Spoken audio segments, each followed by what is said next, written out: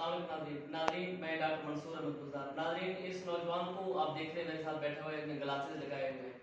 नाज़रीन, इस वीडियो बनाने का मकसद ये है कि अक्सर बच्चे मेरे पास आते हैं, जब उनसे पूछते हैं कि कितना अरसा हुआ है आपने आखिरी दफ़ा अपना नज़र चेक करवाया है, तो कोई साल होता है, 2 साल, 3 साल, 4 साल, 5 साल तक चले जाते हैं। मिनिमम साल के बाद ही लोग तकरीबन चेक करते हैं, चेक करवाएं भी तो। अभी बच्चा बैठा हुआ है, मैंने पूछा है कब चेक कराया, कहता तकरीबन 4 साल हो रहे हैं। उसका नतीजा क्या निकला है? अब ये बच्चा पहले 4 नंबर की ग्लास से लगा रहा है, अब उसका नतीजा ये निकला है कि इसके तकरीबन 7 नंबर के ग्लासेस को लग रहे हैं।